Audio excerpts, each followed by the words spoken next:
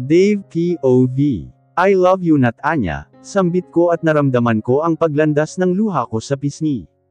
Here it is, nasabi ko na sa kanya ang tunay kong nararamdaman para sa kanya. Na matagal kong hindi napangalanan. Pero hindi naman ako aasa na mapapatawad pa niya ako agad, at bibigyan ng second chance. Nat Anya, I think kailangan na nating, wait Nat Anya. Bakit ka, Nat Anya are you okay? Nag-aalalang tanong ko, at hinaplos ko ang nanlalamig niyang pisngi. Namumungay na rin ang mga mata niya, at mukhang inaantok na. Malamig, mahinang sambit niya lang. Nasa boses ang panghihina. Mabilis na pinangko ko siya, at patakbong bumalik sa kotse ko. Maingat na pinasakay ko siya, at sinuotan ng seatbelt.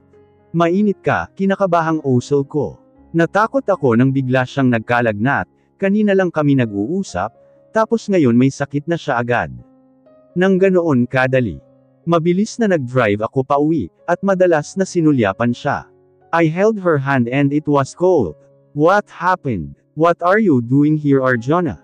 Malamig na tanong ni Natasha kay Arjona, at talagang hinarangan pa niya ito. Wife, watch your words, pagpipigil ng asawa ni Natasha sa kanya. Pero hindi niya ito binigyang pansin. Naiinis siya sa babaeng ito, dahil nasaktan ang kakambal niya, at nabulag sa kanya si Dave. Hoy, hindi ba nawala ka na sa eksena? Bakit nagpakita ka pa ngayon ha? Nang gagalaiting tanong pa niya rito. Chill wife, remember you're pregnant, mahinang suway na naman ng kanyang asawa.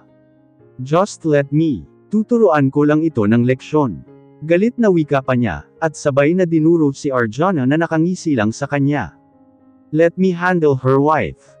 Arjona, let's talk, malamig na sabi nito. At hinatak papalayo si Arjona, nagpupumiglas ito, pero masyadong malakas si Alexson para makawala siya. Kuya, that's the first time you called me like that Arjona, her husband said in a flat tone. Bitawan mo kasi ako eh. Ano ba? What's your problem? Pasigaw na sabi nito sa kapatid, at tiningnan siya nito ng masama. Ikaw, ano ba ang problema mo Arjona? Why did you came back here? Can you just stay away from here? Ikaw ang dahilan kung bakit nasira ang relasyon ni na Dave at Nat Anya. Pagalit na sabi ni Alexson, at halata talaga sa itsura niya ang galit, o umiigting ang panga. Kapatid mo ako, bakit mo kinakampihan ang babaeng iyon? Umiiyak na tanong nito. Arjona, you're just my stepsister. May asawang tao ka, tapos nanganggabit ka pa sa may asawa na rin. Ako ang mahal ni Dave. Ako lang, at sa umpisa pa lang ay kami na talaga ang nagmamahalan. Kontrabida lang ang babaeng iyon sa buhay namin. Arjona, kayo ng asawa mo ang kontrabida. Nang dahil sa mga plano nyo ay nagkaganoon na sila. You know me Arjona, alam mo kung ano ang kaya kong gawin sa'yo. Kapag galit na ako sa'yo. Tama na, ayoko na. Kinuha mo na nga ang anak ko sa akin, at ngayon pagbabantaan mo pa ako. Anong klase kang stepbrother? Malakas na sinampal ni Alexson si Arjona na ikinagulat nito. You slap me. If you're planning to ruin them again, I won't let you Arjona. Not this time. He warned her. Alexson called one of his men, para paalisan ang kapatid, at ibalik ito sa kung saang lugar na itinapon niya. That's a good idea, kung makikita ko pa yan ulit, ay hindi ako magdadalawang isip na tapusin siya. Natasha, what? He took a deep breath at umiling sa asawa. Let's go home, baka lumakas pa ang ulan. Masuyong hinela nito ang asawa palabas ng mansion na iyon. Dave POV. Nang makarating kami ni Nat Anya sa bahay namin, ay dali-dali akong bumaba mula sa sasakyan ko, at agad ko rin siyang ipinasok sa loob. Masyado akong nag-aalala sa kanya. O iho, nanang, pakiayos po ang higa namin sa kwarto, sabi ko sa kasambahay namin, at medyo nagulat pa siya nang makita kung sino ang buhat-buhat ko. Si Nat Anya ba yan iho? Gulat na tanong ni Nanang, bagamat nasa boses ang tuwa at galit. Opo, may sakit siya, sagot ko at sinabayan ng pagtango. Mas mabuting mabanlawan siya ng maligamgam na tubig. Ihahanda ko lang iho. Salamat po, nakauwi na po ba ang mga anak ko? Kanina. Daddy, narinig kong tawag nila sa akin. Mommy, what happened to mommy, dad? Nag-aalalang tanong ng anak kong si Margarita, at hinaplos nito ang pisngi ng mommy niya. Na mahimbing ang tulog, putlang-putla ito. She's hot. May sakit si mommy. Inuwi mo po siya dad. Singit naman ni Drunk, at sumilip sa walang malay niyang mommy. Yes, sino ang naghatid sa inyo pauwi? Tanong ko sa kanila. Si Tito Pex po daddy. Hindi na po ba siya uuwi dad? Titira na po ba si mommy rito sa atin? Hindi na siya aalis pa. Tanong sa akin ni Drunk. Nasa boses ang pag-asa, na baka hindi na aalis ang mommy nila, kahit alam kong imposible. I'm not sure of that anak. Hindi pa kami okay ng mommy nyo, malungkot na sagot ko. Sana po hindi na siya aalis daddy. Nakakamiss si mommy. Iho ayos na, ako na ang magliligaw sa kanya. Ako na lang po, magpahinga na lang po kayo nanang. Pero, sige na po, kaya ko na. Kuya Drunk, what do you think? Hindi na kaya aalis pa si mommy? Tanong ni Margarita sa Kuya Drunk niya, at nakaupo lang ang dalawa sa kama. Naghihintay na matapos sa pagligo ang daddy nila sa mommy nila. Aalis pa siguro, sabi ni daddy hindi pa sila ayos, malungkot na sagot ng Kuya Drunk niya. They are fighting each other, kuya. Hindi, nagkaproblema lang siguro sina mom, pero di ba ang sabi ni daddy ay aayusin niya rin ito agad. Sana po kuya, miss na miss ko na si mommy nakangusong sabi pa ni Margarita. Miss ko na rin si mommy. Dave POV. Baby Margarita ako na, marahang saad ko, inagaw ko ang bimpo na hawak-hawak ng anak ko, pero iniiwas niya ito mula sa akin. Let me, daddy kahit ito na lang po. Gusto kong alagaan si mommy ko, nakangusong sabi nito. Baby ako na, trabaho yan ni daddy. Doktor ako at pasyente ko si mommy. E di ako na lang po ang nursing assistant mo daddy. Nakangiting sabi niya at napabuntong hininga na lang ako. Ang kulit ng anak ko. Okay, daddy, here come the soup. Napaawang ang labi ko, nang makita si Drunk na may dalang tray. Mabilis na tumayo ako, at lumapit sa kanya, saka ko kinuha ang tray mula sa maliit niyang kamay. Son, bakit ikaw ang nagdala nito rito? Ayaw paawat iho, siya na lang daw, paliwanag naman ni Nanang. Si Drunk talaga, gusto ko ring alagaan si mommy ko dad. I know, pero hindi ka dapat magdadala ng tray. Bata ka pa at hindi mo pa kaya. Paano kung nadulas ka at napaso ka ng lugaw anak? Tanong ko.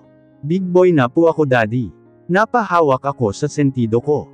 Heist, whatever. Lumapit ako sa kama, at ginising si Natanya para makakain na muna siya ng lugaw, saka ko siya paiinumin ng gamot.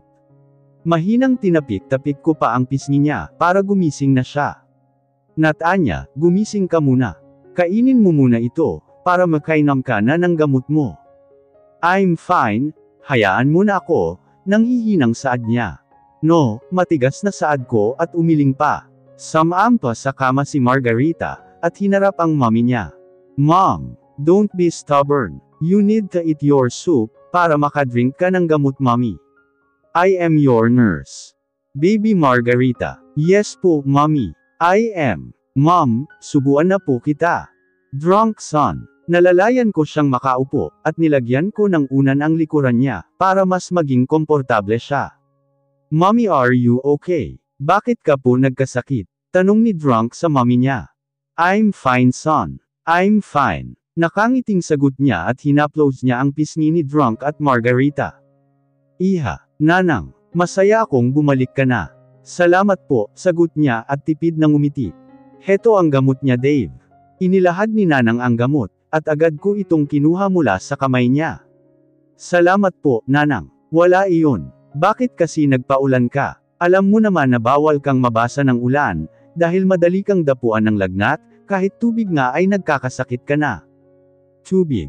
Kunot noong tanong ko. Ngayon ko lang yata nalaman ang bagay na ito. Hindi siya nakakatagal sa malamig na tubig iho.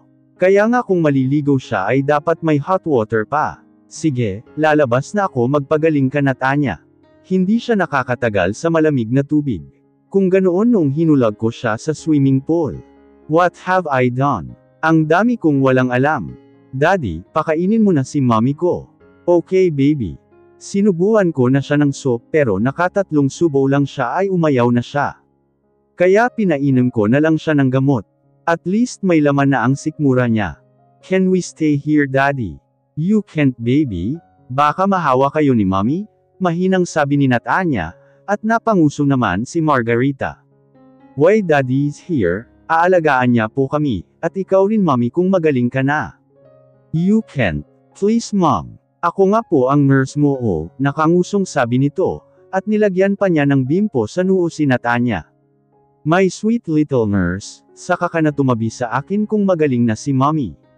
Really po Mommy, singit naman ni Drunk. Yes. Mabuti pang matulog na kayo Drunk, sambit ko. No, pwede po ba rito na lang kami Dad? Sa floor. Drunk, matigas ang floor. Sige na po Dad. Sige na Daddy, gusto lang namin makasama sa iisang kwarto si Mommy. Mapilit sila kahit hindi pwede. Sige na po. Masyado kayong nukulit, okay fine. Kukuha lang ako ng unan at kumot nyo. Yehey, napailing na lang ako sa dalawa. Siguro masyado nilang namiss ang mommy nila. Kaya sila ganito. I can't blame them. Wala naman sigurong anak na hindi namimiss ang parents nila. 2 a.m. in the morning, ay sinuri ko ang temperature niya, and I felt relief nang bumaba na ang lagnat niya. I held her hand. I'm sorry Natanya. Naalala ko ang solo dance namin kagabi, at sobrang saya ko. Nakalimutan ko ang nagawa kong kasalanan sa kanya. Dave, mahinang sambit niya sa pangalan ko.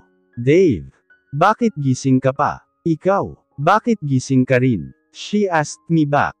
Inayos ko ang kumot sa katawan niya, para hindi siya lamigin. Binabantayan kita. 2 a.m. pa lang.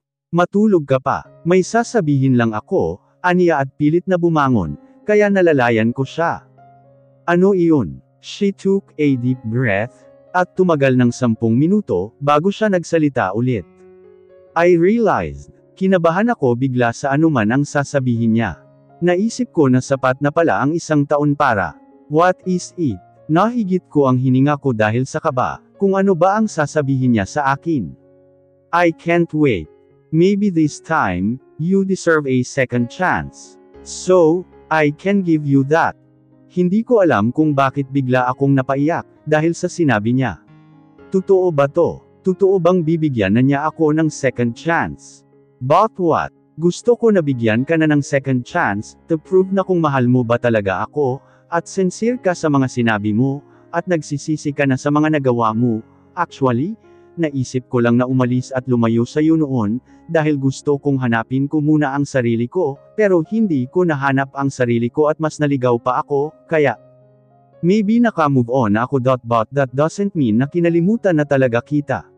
Naka-move on lang ako, dahil sa mga nagawa mo sa akin noon, nasaktan ako noon sa iyo but I think this time. Panahon na rin siguro nakalimutan ang lahat, at magsimula ng panibagong yugto ng ating buhay kasama ang mga anak natin. Mahabang saad niya.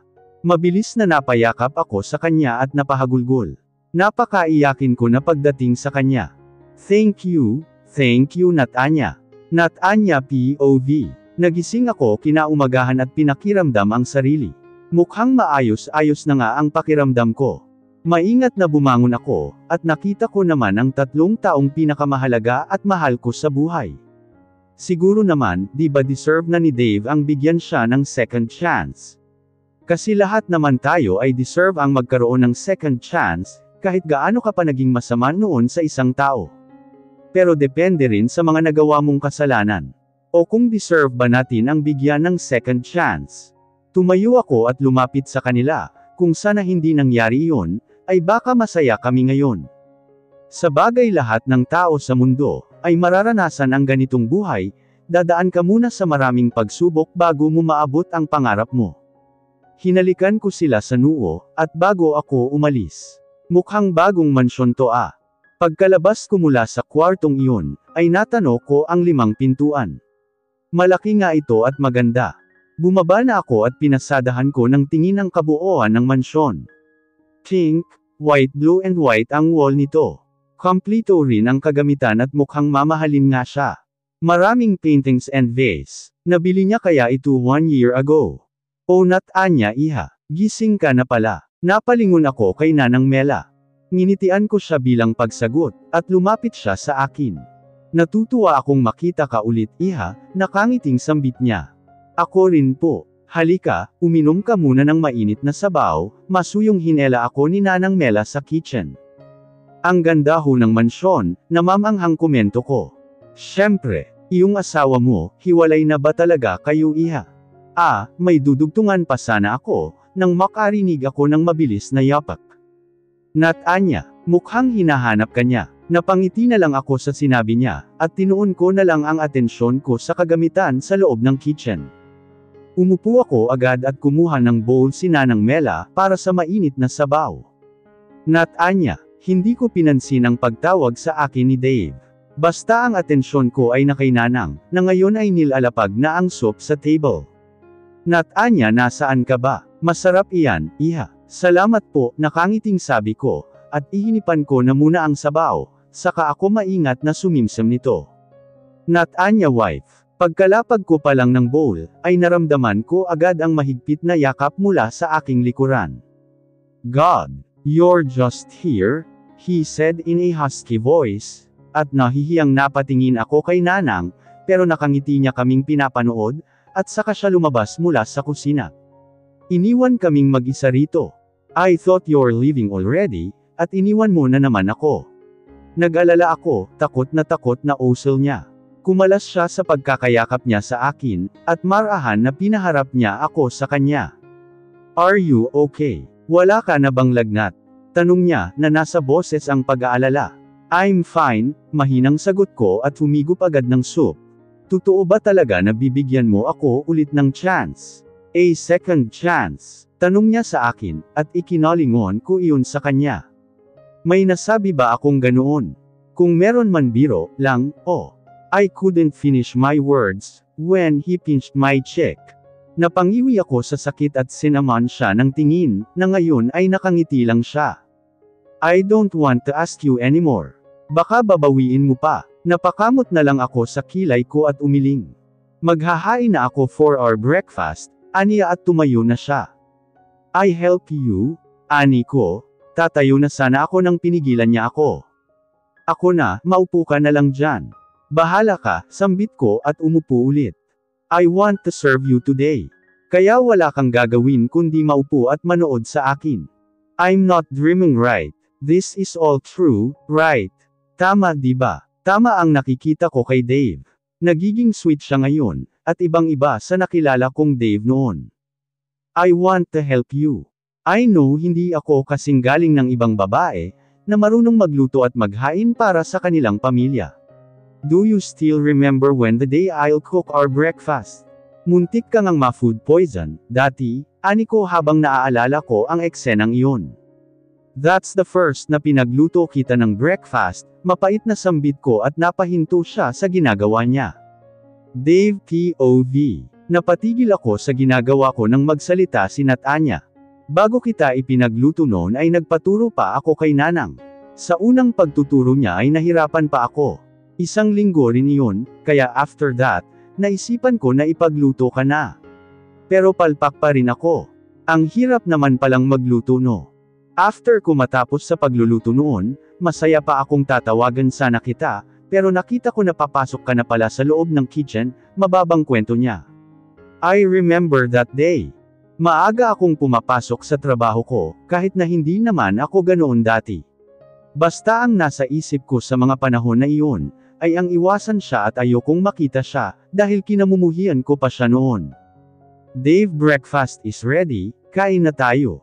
Sobrang lawak ng ngiti niya noon, nang ayain niya akong kumain ng breakfast.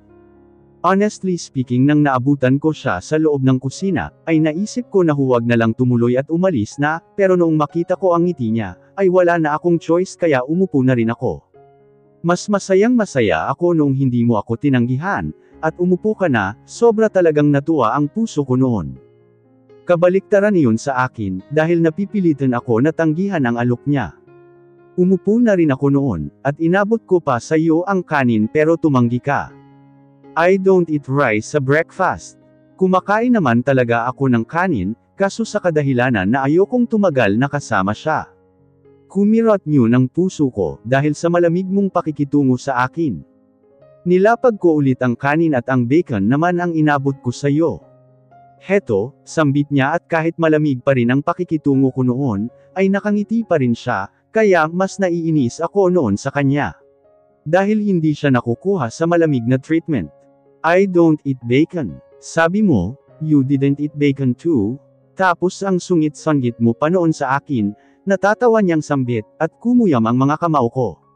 Natuwa ako nang makita na inabot mo ang fried chicken, kaso mabilis mo rin itong iniluwa. Fried chicken pa ba ito? Ang tigas. Sa fried chicken pa lang ay palpak na ako. Naiinis na ako sa araw na iyon, dahil kahit ang pagprito ng manok, ay hindi niya magawa ng tama, kaya naisip ko na wala siyang silbi sa kusina. Samubo ka ulit ng bacon, akala ko masarap na ang pagluluto ko. Ang alat, noon lang ako nakatikim ng bacon na masyadong maalat. Nailuwa mo rin iyon at nagalit ka sa akin, kaya naman you drink my juice but sad to say, sobrang tamis din yun. Sobrang matamis ang juice mo. I lost my appetite. Padabog na tumayo ako noon, dahil napuno na ako sa kanya. Napatayo rin ako at inabot sa iyo ang coffee, na ako mismo ang nagtimpla. Just drink this coffee, Dave. Inabot nga niya sa akin, pero dahil sa nagalit na ako noon sa kanya, ay hindi ako nagdalawang isip na tabigin ang cup of coffee. Dumagundong sa loob ng kusina ang tunog ng nabasag na baso. I'm sure, sobrang matamis din yan. Papatayin mo ako sa luto mo. Nagulat talaga ako nang tinabig mo ang cup noon. You know what, Dave? Iyon lang ang kaya kong gawin nang hindi pumapalpak. Ang sakit ng puso ko noon, dahil ako na ang pinaka-hopeless na asawa sa buong mundo. Walang silbi sa kusina, at alam ko na isip mo rin iyon. Doon palang bagsak na ako sa standard mo. Hindi mo ba alam, Dave? Napaso ako noon dahil natapunan ako ng mainit na coffee, at napaiyak pa ako. I tried to put the broken cup of coffee, pero sa simpleng pagpulot ko palang palpak na talaga ako. Katulad ng nasirang baso ay ganun din ang puso ko. Sobrang nawasak ng dahil sa iyo, Dave. Huli na noon yung maalala ko na natapunan siya ng mainit na kape. Naiinis ako noon sa sarili ko, kung bakit ko iyon ginawa sa kanya. Responsibilidad ko ang pangalagaan ang mga taong may sakit, pero nagawa kong saktan siya noon. Bumalik ako sa kusina, at nakita ko na tahimik lang siyang umiiyak. Lalapit na sana ako noon, kaso naalala ko si Arjana at ang pride ko, kaya umalis na lang ako. Actually buong araw akong tulala, dahil sa nagawa ko sa kanya. Lumapit na ako sa kanya at lumuhad sa harapan niya, na ngayon masaganang dumadaos-dos ang mga luha niya sa pisngi niya. I'm sorry, forgive me Natanya. I'm so sorry. I can't help but crying. Bumabalik sa akin ang sakit. I'm really sorry Natanya. Nagkamali ako noon. Sorry, forgive me, please. Doon pa lang Dave, naisip ko na ang sumuko, pero naiiyak na sambit niya, at pinunasan ko ang mga luha niya sa pisngi. I'm sorry, I was wrong. I didn't, sorry, nagkamali ako. Sorry dahil hindi ko matapos-tapos ang sasabihin ko, dahil sumisikip ang dibdib ko, at kumikirot ito kapag naaalala ko ang mga kasalanang nagawa ko sa kanya noon. Sorry, please don't cry, wala na iyon sa akin. Pero I can't help myself na maalala ang masasakit na alaalang iyon, huwag ka nang umiyak, aniya at hinaplos ang pisngi ko. Kasalanan ko iyon. I'm sorry, bakit? Bakit hanggang ngayon masakit pa rin? Kahit na okay na kami at tinanggap na niya ako, pero maalala ko lang ang ginawa ko sa kanya, ay nanghihina ako at kumikirot ang puso ko. Nagawa kong saktan ang babaeng mahal ko, dahil nabulag lang ako. It's okay, okay na ako ngayon. Our kids are watching us. Baka isipin nila na inaaway ko ang daddy nila. Natatawa niyang sambit at sinulyapan ko ang mga anak namin, na naguguluhang nakatingin nga sa amin mula sa pintuan ng kusina, at hindi lang iyon. They are crying, babies come here. Patakbong lumapit sa amin sina Drunk at Margarita, kaya naman tumayo na ako at pinagpatuloy ang ginagawa ko kanina. Sumisinghot-singhot pa ako, ilang segundo ang nakalipas, ay naramdaman ko naman ang mainit na yakap niya mula sa likuran ko. I'm sorry. No, ako dapat ang nagsasabi niyan sa'yo. I'm sorry din. Sawa na ako sa sorry mo Dave. Family hugs. Natawa ako nang masulyapan ng mga anak namin, na yamakap sila sa binti namin. Ang mabilis din umiba ang pakiramdam ko dahil ngayon. Kaligayahan na naman ang nararamdaman ko. Ganito pala ang pakiramdam na kompleto kayong magpamilya. Sana ganito na lang kami palagi. 2 weeks later. Grabe talaga Dave no. Hindi man lang nagpakipot, naaasar na komento ni Morzan, at isang nakakatakot na tingin ang binigay ko sa kanya. Sabi ko naman, di ba ang rupok ni Madam, kung sana hindi ko na lang siya iniwan noon. Try to finish your words, Zafrael, makakatikim ka talaga sa akin. Yuck.